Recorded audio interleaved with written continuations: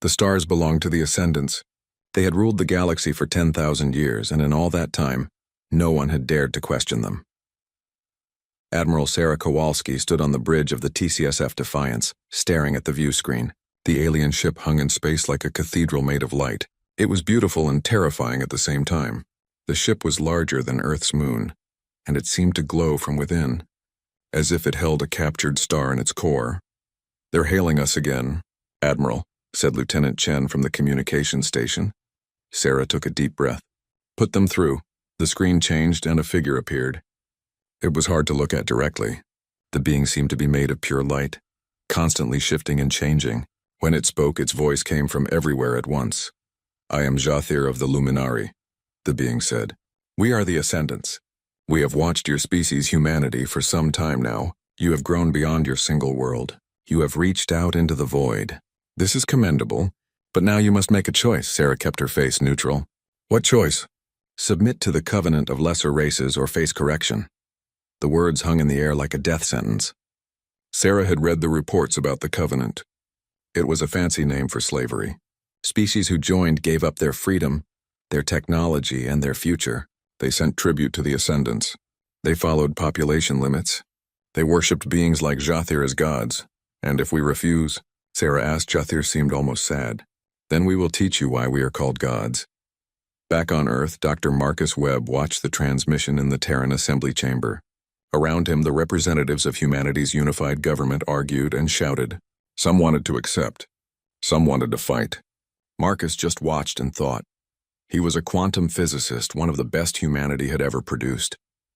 For the past 3 months, ever since the Ascendants had made contact, he had studied every piece of data they had on these so-called gods, and he was beginning to see patterns.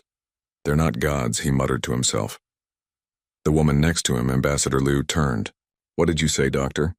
Marcus looked at her. "The Ascendants. They're not gods. They're just old. Very, very old. And they've had a long time to develop their technology. Technology that looks like magic to us," Liu said quietly. "Any sufficiently advanced technology is indistinguishable from magic," Marcus quoted. "But it's still technology, which means it has rules, limits, weaknesses." Before Ambassador Liu could respond, the president of the Terran Assembly called for order. The chamber fell silent. President Okonkwo was a tall woman with iron-gray hair and eyes that had seen too much war in her younger days. "We have heard the arguments," she said. "Now we vote. All in favor of accepting the Ascendant's covenant, raise your hand." A few hands went up, maybe 30 out of 300 representatives. All opposed? The rest of the hands rose. The chamber filled with a sound like thunder as people began to cheer and shout. Marcus felt his stomach twist. They had just chosen war against gods. 3 days later, Jathir returned. This time he didn't ask questions. He simply demonstrated what refusal meant. Sarah watched from the Defiance as the Ascendant raised one hand toward the moon. Earth's moon had been converted into a massive defense station over the past century. It bristled with weapons. Thousands of people lived and worked there. It was supposed to be impregnable. Jathir closed his fist. The moon defense station simply ceased to exist. One moment it was there, and the next there was nothing but expanding debris. No explosion, no warning, just gone. 3,000 lives snuffed out like candle flames. The bridge of the Defiance was silent. "Dear God," someone whispered. "No," Sarah said quietly. "Not God, just powerful. There's a difference." Jathir's voice filled the bridge again. "You have 1 solar cycle to reconsider. We do not wish to destroy you. We wish to guide you, as we have guided all the younger races. Submit, and you will be protected. Refuse, and you will be removed. The choice is yours." The transmission ended. Sarah looked around at her crew. They were afraid. She was afraid. But fear could be useful. "Lieutenant Chen, get me a channel to Earth. I need to speak with Dr. Webb." Marcus was in his laboratory when the call came through. He had been working non-stop since the vote, analyzing the footage of what Jathir had done to the moon station. Sarah's face appeared on his screen. She looked exhausted. "Doctor, tell me you found something, anything." Marcus pulled up his data. The way they destroyed the station, it wasn't a weapon in the traditional sense. "I think they manipulate quantum fields directly. They can alter matter at the molecular level, maybe even smaller. In English, Doctor. They can change reality. But Marcus leaned forward, excitement creeping into his voice despite the situation. But I don't think they can do it indefinitely. When Jothir closed his fist, there was a lag. Just a fraction of a second, but it was there. He had to concentrate. To focus, so they're not all-powerful. Nothing is all-powerful, Admiral. The universe has rules. Even gods have to follow them.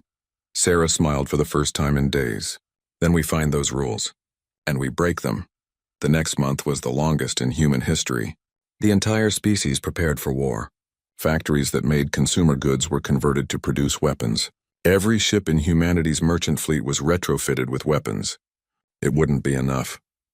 Everyone knew it wouldn't be enough. But humans had never been good at giving up. Marcus worked around the clock building devices that might be able to disrupt whatever the Ascendants used to perform their miracles. He had no way to test them. He just had theories and prayers. Sarah drilled her fleet endlessly. 200 ships, that's all humanity had. 200 ships against an empire that controlled thousands of worlds, against beings who could erase moons with a thought. On the last day of the solar cycle, President Okonkwo gave a speech that was broadcast to every human in the solar system. They call themselves gods, she said. They demand we kneel. They expect us to worship them and give up our freedom. Our ancestors faced tyrants before, kings who claimed divine right, emperors who demanded absolute obedience. And every time humanity said no, we have always chosen freedom over safety, dignity over submission. Today is no different. We do not know if we can win, but we know who we are. We are human, and humans do not kneel.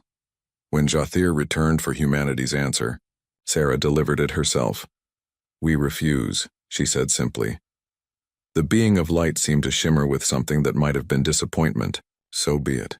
We will return in 3 months with a correction fleet. Use this time to reconsider. Pray to whatever gods you believe in. Perhaps they will show more mercy than you have shown wisdom. The transmission ended. Sarah looked at her crew. They looked back at her with determination in their eyes. All hands, she announced over the ship-wide channel. Battle stations. We have 3 months to prepare. Let's make them count. Marcus watched from Earth as the Ascendant ship vanished in a burst of light, folding space around itself and disappearing. He returned to his lab. 3 months. He had 3 months to figure out how to kill a god. In his mind, he kept replaying President Okonkwo's words. Humans do not kneel. Marcus had never been a particularly patriotic man. He loved science, not flags. But in that moment, he understood. Some things were worth dying for. He just hoped they wouldn't have to. 3 months passed like a held breath. When the Ascendant fleet arrived, Sarah had expected the sky to go dark with ships. Instead, 12 vessels appeared at the edge of the solar system. Just 12. Each one was the size of a small moon, is that all? Lieutenant Chen asked, trying to sound brave. Sarah understood. The Ascendants weren't bringing an armada. They were bringing a cleanup crew. This wasn't a war to them. It was pest control. All ships, Sarah announced on the fleet-wide channel. Engage at will. Make every shot count. The Battle of Terra began with humanity throwing everything it had at the 12 ships. Missiles streaked through space. Railguns fired metal slugs at incredible speeds. Laser batteries painted targeting solutions across the void. 200 human ships attacked with desperate fury. The Ascendants didn't even bother raising shields. Sarah watched in horror as their weapons simply passed through the enemy ships. No, not through. They were being absorbed as if the ships were eating the attacks. Other weapons hit but did nothing. The Ascendant vessels seemed to exist and not exist at the same time, flickering in and out of normal space. Admiral, one of their ships is moving, Chen reported. The largest vessel began drifting toward the human fleet. It was made of what looked like stone, covered in carvings that glowed with inner light. A voice boomed across all frequencies. I am Thundrak of the Caris. You have fought bravely but foolishly. We are inevitable. We are eternal. Surrender now and some of you will be allowed to live as servants. Sarah gritted her teeth. All ships focus fire on that vessel. Everything we have, the human fleet obeyed. For 30 seconds, every weapon humanity possessed hammered at the stone ship. When the bombardment ended, the ship was completely undamaged, not even a scratch. Then it fired back. A single beam of golden light swept across the human fleet. 15 ships simply vanished, erased from existence like the moon station had been. Sarah felt tears on her face but kept her voice steady. All ships, evasive maneuvers, pattern Delta. The fleet scattered, but it was like insects fleeing from a boot. 3 more ships disappeared. Then 5 more. The Ascendants were toying with them, Sarah realized. They could end this in seconds if they wanted to. Admiral, incoming transmission from the Caris ship, Chen said. On screen, a figure appeared that made Sarah's breath catch. It was huge, maybe 3 times the height of a human, and appeared to be carved from living stone. Cracks in its surface glowed like lava. When it moved, the sound was like mountains grinding together. I, Thundrak, will now board your vessel and accept your surrender personally, the being said. It will be an honor for you. The transmission cut off. Moments later, alarms blared throughout the Defiance. Something just appeared in Cargo Bay 3, Chen shouted. Sarah grabbed her sidearm. All Marines to Cargo Bay 3, lethal force authorized. She switched channels. This is the Admiral. I'm going to meet our guest personally. By the time Sarah reached the cargo bay, the Marines were already there. 30 of Earth's finest soldiers, armed with plasma rifles and wearing combat armor. They had formed a semicircle around the figure in the center of the bay. Thundrak stood like a statue, unbothered by the weapons pointed at him. Up close, he was even more intimidating. His eyes glowed like coals in a forge. I'm impressed, Thundrak said. You are the first lesser race in 4,000 years to refuse the Covenant. Your defiance is quaint. We don't take orders from anyone, Sarah said, raising her weapon. God or not, Thundrak laughed, a sound like an avalanche. God? Child, I am so far beyond gods that... He never finished the sentence. Sergeant Rodriguez moved. She was one of the best close combat fighters humanity had, and she moved faster than Sarah had ever seen. In her hand was a monomolecular blade, sharp enough to cut through steel like paper. The blade plunged into the crack between Thundrak's stone plates. The Ascendant's eyes went wide. He looked down at the blade in his side, and then at the golden liquid leaking from the wound. His blood, Sarah realized. Gods could bleed. Impossible, Thundrak whispered. Then his voice became a roar. Impossible! He swung his massive arm and Rodriguez went flying, but other Marines were already moving. Plasma bolts struck him from 3 directions. More soldiers closed in with monomolecular weapons. Thundrak fought back with the strength of a being who had never known defeat, but the humans were relentless. In the chaos, Sarah noticed something. Thundrak wasn't using his reality-bending powers. He was fighting with just his physical strength. Why? The answer came to her in a flash. There were too many minds here, too many humans in too small a space. Their consciousness was creating interference, static that disrupted whatever quantum field the Ascendants used. Close quarters, Sarah shouted. Everyone get close to him. The Marines understood immediately. They swarmed the giant, staying so close that he couldn't use his cosmic powers without risking hurting himself. It became a brawl, primal and brutal. And slowly, impossibly, the humans were winning. Thundrak roared in rage and fear, actual fear, an emotion he hadn't felt in 8 millennia. He tried to teleport away, but the human consciousness around him made it impossible. He was trapped in a metal box with creatures he had dismissed as insignificant. Extraction team now, Sarah ordered into her comm. The cargo bay doors blew open, not toward space, but toward the ship's interior. The Marines grabbed Thundrak with magnetic restraints as the Defiance's engines fired, pulling away from the Ascendant fleet. All ships, full retreat, Sarah commanded. Emergency jump, all vectors. The human fleet scattered in every direction, jumping to hyperspace. Behind them, the remaining Ascendant ships hung in space, motionless. For the first time in 10,000 years, they were unsure of what to do. Aboard the Defiance, Thundrak was dragged to a specially prepared holding cell. The walls were lined with the jamming devices Dr. Webb had created. The Ascendant's powers wouldn't work here. Sarah stood outside the cell looking at the trapped god. Thundrak stared back at her with something new in his ancient eyes. Respect and terror. You actually hurt me, he said quietly. How? We're human, Sarah said. We don't know how to give up. Back on Earth, Dr. Marcus Webb received the data from the battle. His hands shook as he reviewed it. They had done it. They had wounded an Ascendant and captured him. And more importantly, they had discovered the limitation of their powers. He immediately sent a message to every human colony and ship. Stay close together. Human consciousness disrupts their abilities. In groups, we have a chance. The message spread across human space within hours. And with it, hope began to spread too.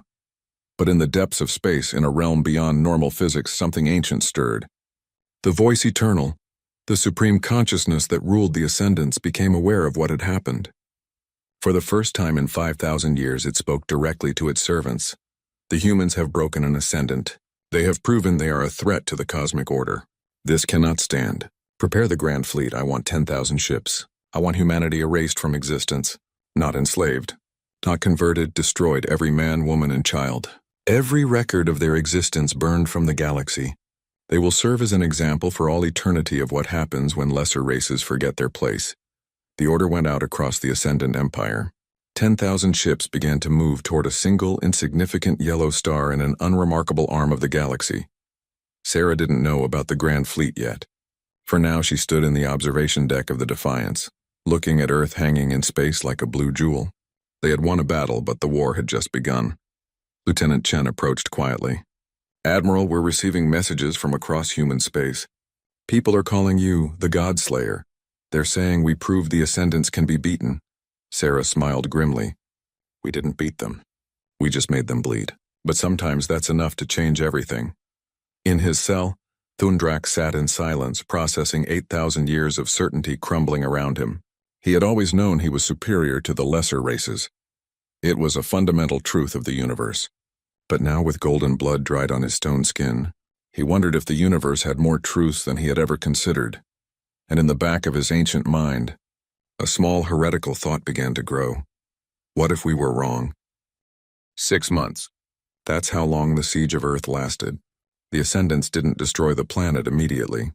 They wanted humanity to break, to beg, to accept the covenant on their knees. It was about making an example, not just punishment. They didn't understand that humans became more stubborn the harder you pushed them. Dr. Marcus Webb barely slept during those 6 months. His laboratory had become his entire world. Every day he spent hours with Thundrak, asking questions, taking measurements, analyzing the quantum signatures that surrounded the Ascendant, even in his powered-down state.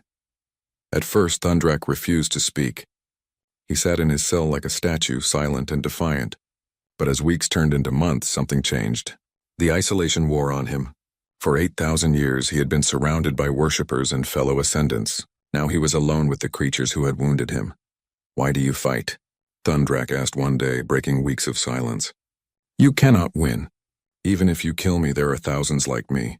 Millions of lesser race soldiers who worship us. You are one species against an entire galaxy." Marcus looked up from his instruments. "We fight because we're human. It's what we do." "That is not an answer." "Sure it is." Marcus pulled up a chair and sat down facing the cell. "Let me tell you about humanity. We evolved on a planet that tried to kill us every day. Ice ages, predators, diseases, droughts. We should have died out 1,000 times. But we didn't, you know why?" Thundrak said nothing, but Marcus could tell he was listening. "Because we're too stupid to know when we're beaten. Every time the universe knocked us down, we got back up. We looked at the thing that hurt us and said, 'I'm going to figure out how you work, and then I'm going to beat you.' We've been doing it for 200,000 years. We're not going to stop now just because you're bigger and older than us." Something flickered in Thundrak's glowing eyes. Not agreement, but perhaps the beginning of understanding. "You will all die," he said quietly. "Maybe," Marcus admitted, "but we'll take as many of you with us as we can." The breakthrough came 3 weeks later. Marcus had been studying the quantum disruption that human consciousness created. It was subtle, barely measurable, but it was there. Humans emitted a specific pattern of quantum noise that interfered with the field manipulation the Ascendants used. But what if they could amplify it, focus it, weaponize it? Marcus worked for 72 hours straight, surviving on coffee and determination. When he finally had a working prototype, he called Admiral Kowalski. "I think I've got something," he said, holding up a device the size of a briefcase. "It's a quantum disruptor. It amplifies the interference that human minds naturally produce. If this works, it should completely nullify Ascendant powers within a 50-meter radius." Sarah looked at the device with hope burning in her tired eyes. "How do we test it?" Marcus swallowed hard. "I need to test it on Thundrak." They brought the device to Thundrak's cell. The Ascendant watched with interest as Marcus set it up. "What is that?" Thundrak asked. "An experiment," Marcus said. "If I'm right, this will completely shut down your abilities. And if you're wrong, then it does nothing and I'm back to the drawing board. Marcus activated the device. For a moment, nothing happened. Then Thundrak gasped. It was a deeply disturbing sound coming from a being made of stone. What? What have you done? Thundrak whispered. I cannot feel the quantum field. I am alone. Marcus checked his readings. It works. Dear God, it actually works. Sarah immediately understood the implications. How many of these can you make? Give me 2 weeks and every fabricator on Earth? Maybe 1,000? Do it. And Marcus.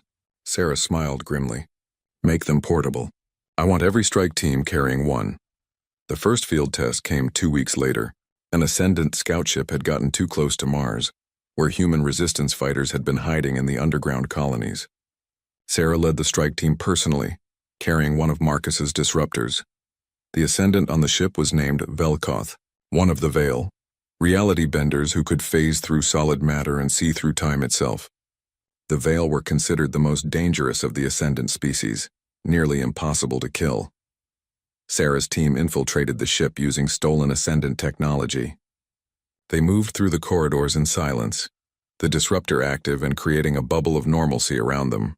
When they found Velkoth, the Ascendant was meditating in what looked like empty space, floating without support. As the team entered with the disruptor, Velkoth fell. The look of shock on the alien's face would have been funny in any other circumstance. What? Velkoth started to say. Sarah shot him, 3 times in the center of mass with a plasma pistol. The reality bender who could see through time hadn't seen it coming because, within the disruptor's field, he was just flesh and blood. The Ascendant looked down at the smoking holes in his chest, then at Sarah with something like wonder in his dying eyes. How? He whispered.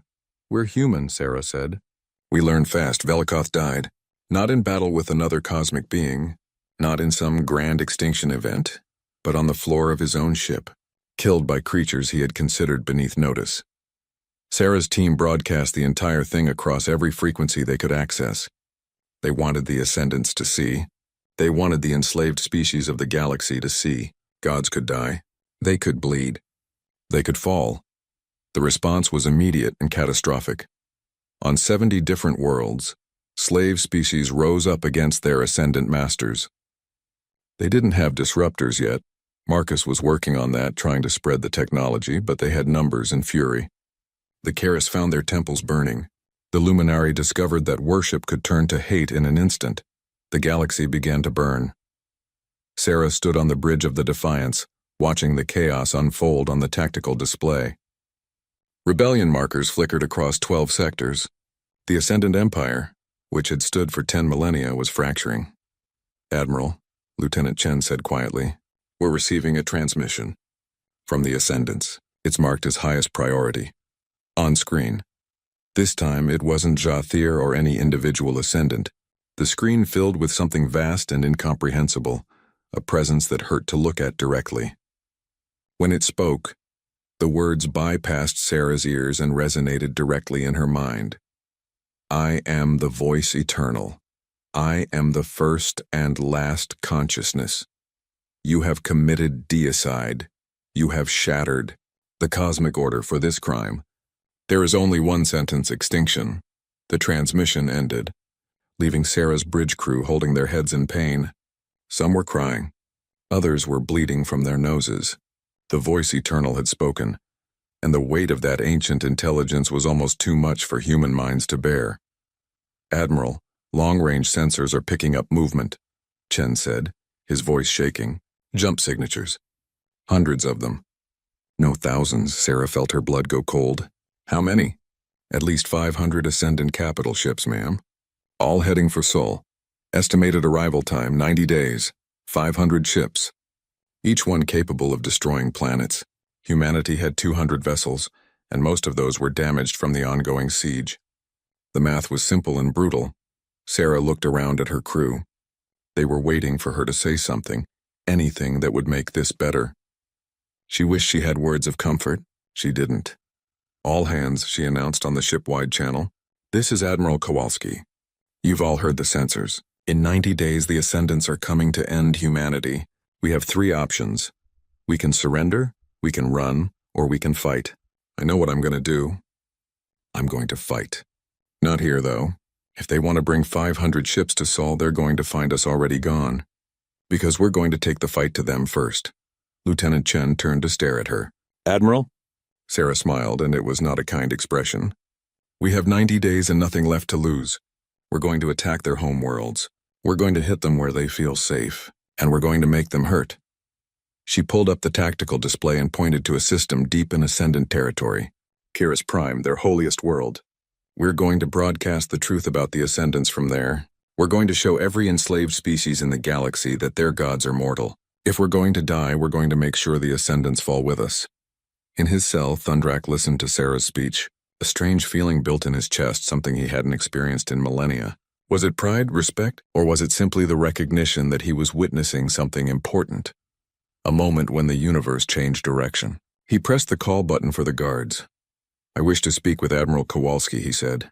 Tell her I know the way to Caris Prime and I will guide you there. The guard stared at him in shock. You'd betray your own people? Thundrak was quiet for a long moment. I have had 6 months to think about what my people have become. To think about what I have become. Perhaps it is time for the Ascendants to remember that power without wisdom is tyranny. Perhaps these humans, these impossible, stubborn humans, are what the galaxy needs. The message was relayed to Sarah. She didn't trust Thundrak, not completely, but they needed every advantage they could get. And if an Ascendant was willing to turn against his own kind, she would use that. The Prometheus fleet, as it came to be called, launched 3 days later. 20 ships, each equipped with the most advanced disruptors Marcus could build. The journey to Caris Prime took 6 weeks. 6 weeks of humanity's 20 ships traveling through Ascendant territory, hunted by patrols and praying their stolen cloaking technology would hold.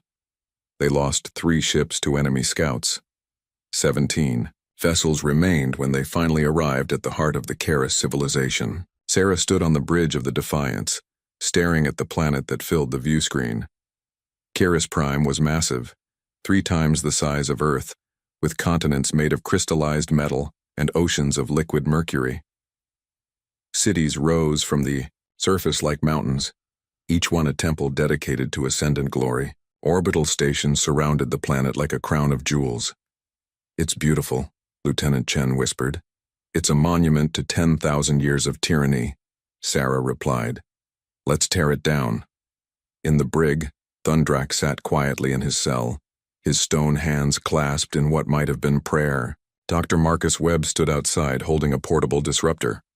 Last chance to back out, Marcus said. Once we start this, there's no going back for you. Your own people will hunt you forever. Thundrak's glowing eyes met Marcus's. I have lived for 8,000 years. I have seen civilizations rise and fall. I have watched species grow and die under our rule. And in all that time, I never once questioned if we were right. These past months with your people have taught me something the Ascendants forgot long ago. To question is not weakness. It is wisdom. Why help us? Marcus asked. You know we're probably going to die here. Because perhaps some things are worth dying for. You humans have reminded me of that. Thundrak paused. And because I have begun to believe that we Ascendants have become the very thing we once fought against. We have become tyrants. Marcus nodded slowly and deactivated the cell's force field. Then let's go make history together. The attack began at dawn on Caris Prime. Not a military assault. That would have been suicide. Instead, Sarah launched every communications drone and hacking program humanity possessed. Within minutes, they had hijacked the planetary broadcast network. Marcus appeared on every screen, every holographic display, every neural interface on Caris Prime and the surrounding systems. Behind him stood Thundrak, a living symbol of Ascendant might, now choosing to stand with humanity. People of the galaxy, Marcus began. You know me as Dr. Marcus Webb of Earth. You know us as the humans, the species that refuse to kneel. Today, I'm going to tell you the truth about the beings you call gods. He pulled up data streams, scientific readings, and analysis of Ascendant technology. The Ascendants are not divine. They are not supernatural. They are simply old, Ancient beings who developed advanced technology over millions of years. Every miracle they perform, every reality-bending feat, is based on quantum field manipulation.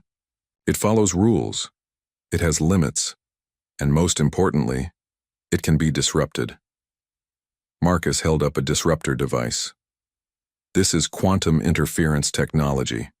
It nullifies ascendant powers completely, and I'm about to broadcast the complete schematics for building these devices to every system in the galaxy. Anyone with basic manufacturing capabilities can make them. The gods' greatest weapon is the belief that they cannot be fought. Today, we remove that belief. The schematics began transmitting across every frequency humanity could access. On 1,000 worlds, enslaved species downloaded the data.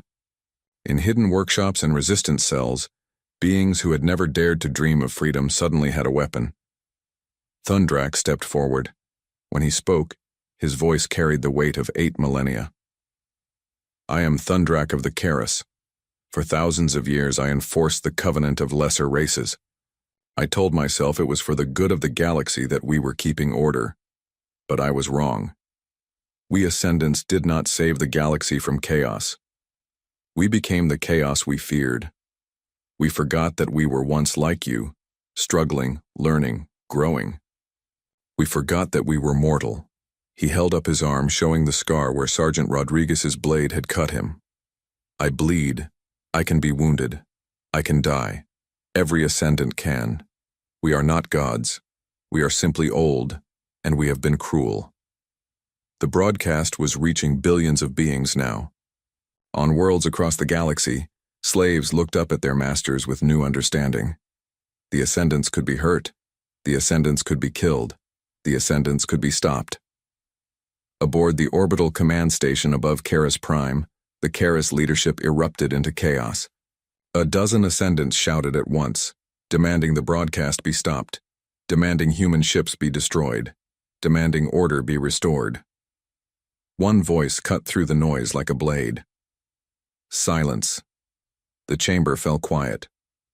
An Ascendant walked in who was old, even by their standards. His stone body was covered in cracks that glowed with blue fire instead of the usual red. This was Krytok, the eldest of the Caris, one of the original founders of the Ascendant Covenant. The humans have committed the greatest heresy in galactic history, Krytok said quietly.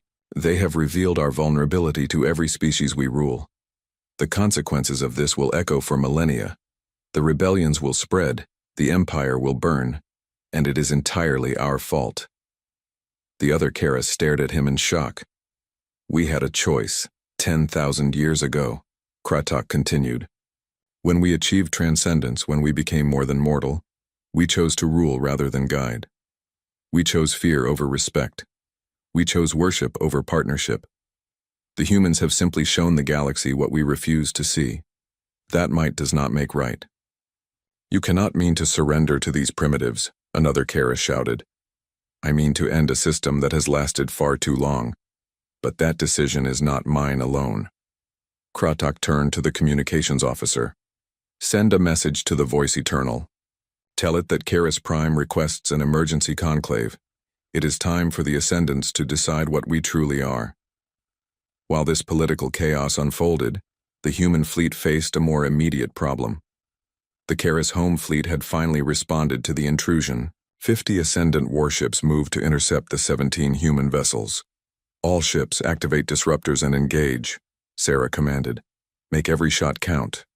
The battle that followed was unlike anything the galaxy had ever seen. Human ships, tiny, compared to the Ascendant vessels, danced between the giants like wolves attacking bears. The disruptors created bubbles of normal physics where Ascendant powers failed. Inside those bubbles, advanced technology was just technology, and humans had spent centuries getting very good at breaking things.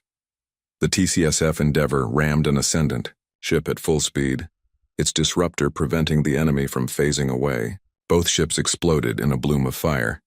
The TCSF Resilience focused all power to its railguns and punched through an Ascendant vessel's hull, venting atmosphere and Caris crew into space. The TCSF Defiance, Sarah's flagship, coordinated the chaos with brutal efficiency. But the humans were outnumbered. For every Ascendant ship they destroyed, they lost 2 of their own. 12 human ships remained. Then 10. Then 8. Sarah's bridge rocked from a near miss. Chen, damage report. Hull breaches on decks 7 through 9. We've lost main power. Backup generators at 60%. Admiral, we can't take much more of this. Sarah looked at the tactical display. 8 human ships against 30 Ascendant vessels. They had accomplished their mission. The broadcast was complete. The galaxy had heard the truth. But they weren't going to escape. All ships, she said calmly. It has been an honor serving with you. Remember, we are human. We do not surrender. We do not break. And we sure as hell do not. Admiral, Chen interrupted. New contacts jumping in. 40, 60. 100 ships.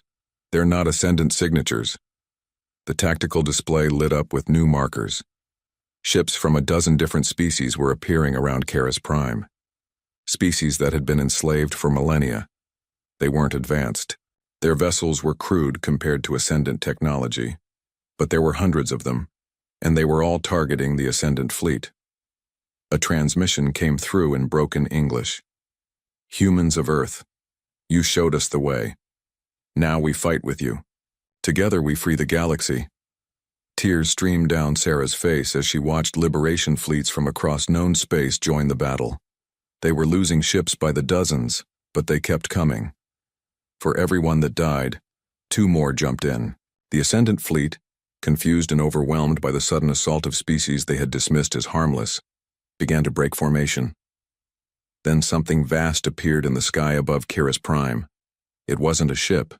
It was barely even visible, existing in more dimensions than human eyes could perceive. When it spoke, every being in the system heard it in their mind. Enough. The voice eternal had arrived. Every ship in the system froze as if time itself had stopped.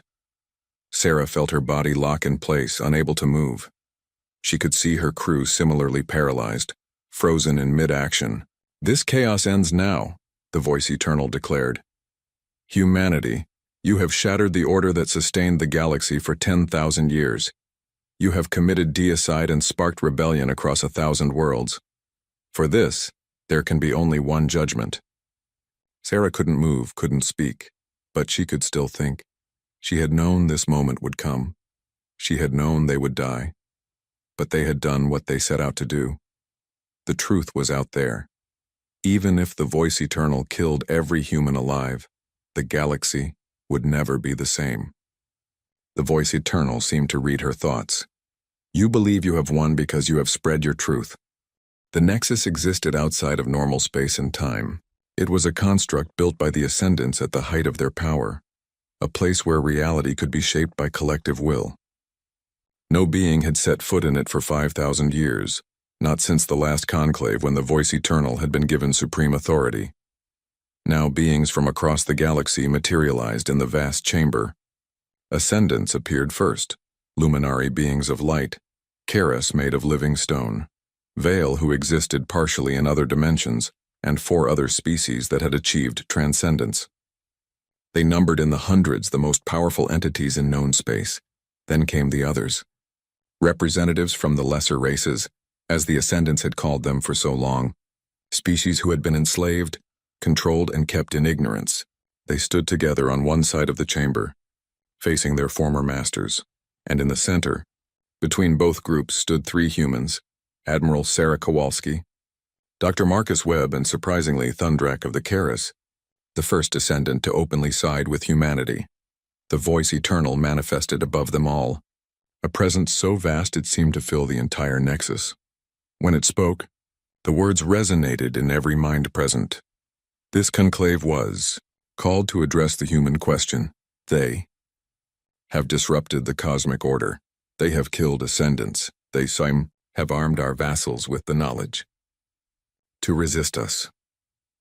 There is only one appropriate response: complete extinction of the human species and memory wiping of all lesser races who have been contaminated by their ideology. Sarah stepped forward. She was exhausted, covered in bruises and burns from the battle at Caris Prime. But her voice was steady. You can try to erase us. You can try to erase the truth, but it's too late. The galaxy knows now. You're not gods. You're just old, and being old doesn't give you the right to control everyone else. A Luminari elder drifted forward, its light pulsing with anger. You speak of rights? You who have existed for barely a moment in cosmic time? We brought order to chaos. We ended the wars of ascension that nearly destroyed the galaxy. We have maintained peace for 10 millennia. You've maintained control, Dr. Marcus Webb interjected. There's a difference. Peace built on fear and submission isn't peace. It's just slow-burning tyranny. The Voice Eternal's presence pressed down on the humans like a physical weight. You understand nothing of what we sacrificed to build this order. We were like you once, chaotic, violent, destructive. We transcended those impulses. We became more. You became less, Thundrak said, his stone voice echoing through the chamber. Every ascendant present turned to stare at him. We became less than what we were. We forgot what it meant to struggle, to question, to grow. We have spent 10,000 years stagnating, convinced of our own perfection. Traitor, a Caris elder spat. You stand with primitives against your own kind. I stand for truth, Thundrak replied. Something we have not done in millennia. The Voice Eternal wants to erase humanity because they have reminded us of an uncomfortable fact. We are not infallible. We are not divine. We are simply beings with power, and power without humility is tyranny. The chamber erupted into chaos. Ascendants shouted at each other, ancient alliances fractured. The Luminari demanded immediate action against humanity. The Caris were split, with some supporting Thundrak and others calling for his execution. The Veil suggested retreat to higher dimensions and abandoning the physical galaxy entirely. The Voice Eternal tried to restore order, but for the first time in 5,000 years, its authority was being questioned. Jathir floated to the center of the chamber. Voice Eternal, I have a question. When you were given supreme authority, what was your mandate? To maintain cosmic order. And have you maintained order? Or have you merely maintained our dominance? The Voice Eternal paused. That moment of hesitation was everything. Sarah saw it, the crack in the foundation of absolute authority. The galaxy is burning, Sarah said, addressing all the ascendants present. 40 systems are in open rebellion. Vassal species are building disruptors and learning to fight back. You can kill us, kill every human who ever lived. But you can't kill an idea. And the idea is simple. No one deserves to be ruled by beings who claim to be gods. A Veil elder shimmered into partial visibility. Then what do you propose, human? Anarchy? Chaos? Without our guidance, the lesser races will destroy themselves. Maybe, Marcus said. Or maybe they'll surprise you. Maybe they'll build something better than what you created. But they deserve the chance to try. And they deserve to make their own mistakes instead of living under yours. An ancient Luminari, one who had been present at the first conclave 10,000 years ago, spoke for the first time. Her light was dim with age. I remember why we created the Covenant. We had just emerged from the wars of ascension. Species with godlike powers fought for dominance. Entire star systems were destroyed. Billions died. We created the Covenant to prevent that from happening again. But in preventing war, you prevented growth, Sarah said. You locked everyone in place, including yourselves. The ancient Luminari was silent for a long moment. Perhaps we let fear guide us when wisdom should have. Perhaps 10,000 years is long enough. Betrayer, a younger Luminari shouted. You would dissolve everything we built? I would question it, the elder replied. As these humans have taught us to do. The Voice Eternal's presence swelled, and for a moment Sarah thought it would simply destroy them all. But then something unexpected happened. The vast consciousness seemed to fracture. Parts of it split off, arguing with itself. The supreme intelligence that had ruled the Ascendants was having its first internal conflict in 5 millennia. When the Voice Eternal spoke again, its voice was different, smaller, more uncertain. We were like you once. I was like you. I remember now. Before I became the Voice Eternal, I was an individual. I had doubts. I made mistakes. I grew from them. And then, I transcended. I merged with others to become something greater. But in becoming greater, I became rigid, certain, unable to change. The presence contracted, becoming more focused. For the first time, beings in the Nexus could see the Voice Eternal not as an overwhelming force, but as a collection of individuals who had lost themselves in pursuit of cosmic order. You are chaos incarnate, humanity, the Voice Eternal said. You question everything. You refuse to accept limits. You are dangerous and unpredictable, and perhaps that is exactly what the galaxy needs, not to replace order with chaos, but to balance order with the possibility of change. A luminary fundamentalist surged forward, blazing with light. This is heresy. The covenant must be maintained. Lesser races must be controlled. If we allow them freedom, they will destroy us. Then maybe we deserve to be destroyed, Jathir said quietly. The fundamentalist screamed in rage and attacked. Not the humans, but Jathir himself. Other luminari joined him, along with Caris and Vale, who refused to accept the possibility of change. The chamber erupted into violence as ascendants fought each other for the first time in 10,000 years. Sarah grabbed Marcus and pulled him behind a pillar of crystallized thought. This is going to get ugly. It already is, Marcus replied as reality itself bent and twisted around them. Thundrak stood in the center of the chaos, defending the humans with his stone body. Other ascendants joined him, those who had begun to question, who had started to remember what they once were. The battle raged with powers that could reshape reality, but limited by the Nexus itself, which dampened their abilities to prevent its own destruction. The turning point came when Kratok, the ancient Caris elder, stepped into the fight. He was old beyond measure, one of the first beings to achieve transcendence. When he moved, space itself seemed to groan. He didn't attack the fundamentalists. He simply stood between them and the humans. Enough, he said, his voice carrying the weight of 8 million years. I am the eldest here. I remember the wars that led to the Covenant. I remember the fear that drove us to control others. And I remember something else. I remember being mortal. I remember being uncertain. I remember growing. We gave that up for safety. Perhaps it is time we reclaimed it. The fundamentalist leader, blazing with desperate rage, hurled himself at Kratok. The ancient being simply stood there and took the attack. The younger ascendant's power washed over him like water, doing nothing. You cannot hurt me, Kratok said. I am too old, too powerful. But that is precisely the problem. I am so powerful that I have forgotten what it means to be vulnerable. These humans have reminded me, and for that lesson I am grateful. He turned to the fundamentalist leader. You fear change because you have never experienced it. You have lived in certainty for so long that uncertainty terrifies you. But growth only comes through uncertainty. Wisdom only comes through questioning. We have had 10,000 years of certainty. Perhaps it is time for something new. The fundamentalist looked around wildly. Other ascendants were standing down, reconsidering, questioning. His support was evaporating. In desperation, he turned to the humans, his light blazing with lethal intent. If we fall, you fall with us. He screamed and unleashed everything he had at Sarah and Marcus. The attack never reached them. The voice eternal itself manifested directly in front of the humans, taking the full force of the blast.